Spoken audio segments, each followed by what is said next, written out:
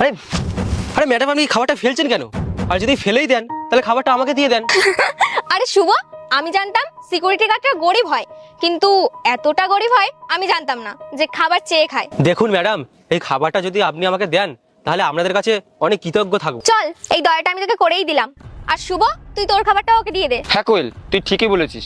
আজকেও না আমার খাবার মুড নেই। চল ক্যান্টিনে গিয়ে খেয়ে আসি, এই খাবারটা ওকে দিয়েই দিই, কাজে লাগবে। ধর।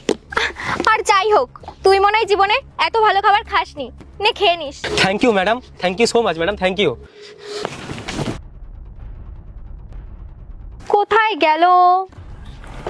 ওই এদিকে আয়। হ্যাঁ ম্যাডাম। বল তো আজকে তোর জন্য কি এনেছি। ম্যাডাম, আমি তো কিছু বুঝলাম না। এই দেখ লাঞ্চ। কালকে তোর ওই রকম অবস্থা দেখে না আমার দয়া হয়েছে, তাই আমার কুককে বললাম একটু এক্সট্রা লাঞ্চ বানিয়ে দিস। এই নে খা। ধন্যবাদ ম্যাডাম, ধন্যবাদ। আরে ধন্যবাদ ধন্যবাদ কিছু না, আমার খাওয়ার ইচ্ছাই ছিল না তাই তোকে দিয়ে দিলাম। আর কি বলতো, এই পাশে একটা নতুন রেস্টুরেন্ট তৈরি হয়েছে, তাই আমরা ওখানে গিয়ে খাবো। আর আমি অফিসের সব লোককে বলে দিয়েছি ওদের যে খাবারগুলো বেশি হবে সেগুলো যেন তোকে দিয়ে দেয়। আর কি বলতো, তোর কাছে খাবার অনেক আইটেমে হয়ে যাবে। ধন্যবাদ ম্যাডাম, ধন্যবাদ স্যার। কোয়েল চল। চল চল। এই নাও, এই নাও। এই তো আমাদের লাঞ্চ, এই গরিবদের দিচ্ছে। জানো আজকে কি হয়েছে? আমার অফিসের সামনে একটা ম্যাডাম আছে, উনি বলেছে রোজ আমাকে খাবার এনে দেবে। আমি সেই খাবারগুলো তোমাদের দিয়ে দেবো, আর তোমাদের খাওয়া হলেই তো আমার পেট ভরে যাবে। ম্যাডামটা খুব ভালো, দেখবে এইবারে তোমাদের খাবারের কোনো অসুবিধা হবে না। তোমরা খেয়ে নাও, খেয়ে নাও। এ তো খুব ভালো কাজ করছে, আর আমরা এর খিল্লি উড়িয়েছি, উল্টো পাল্টা বলেছি, আমরা এর সাথে খুব খারাপ করেছি। সত্যি আমরা জানতাম না খাবারগুলো এদের দেয়।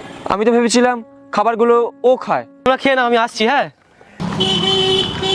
তুমি ওখানে কি করছিলে?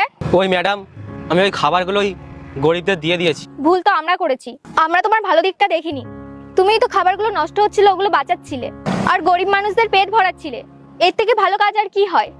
ম্যাডাম, ওই গরিব মানুষগুলো না আমার বস্তিতেই থাকে, আর ওদের এই দুনিয়ায় কেউ নেই। আর কোনো কোনো সময় ওরা 2-3 দিন না খেয়েও থাকে। আর একদিন দেখলাম আপনি খাবারগুলো ডাস্টবিনে ফেলে দিচ্ছেন, তাই আমি ওই খাবারগুলো নিয়ে এদেরকে দিয়ে দিলাম। এতে খাবারগুলোও বেঁচে গেল আর ওদের পেটটাও ভরে গেল। সত্যি তোমার চিন্তা ভাবনা অনেক ভালো, আর না হলে মানুষ অন্যের জন্য ভাবে কয়জন। আমিও ভুল করেছি, আমাকে ক্ষমা করে দিও। আরে না না স্যার,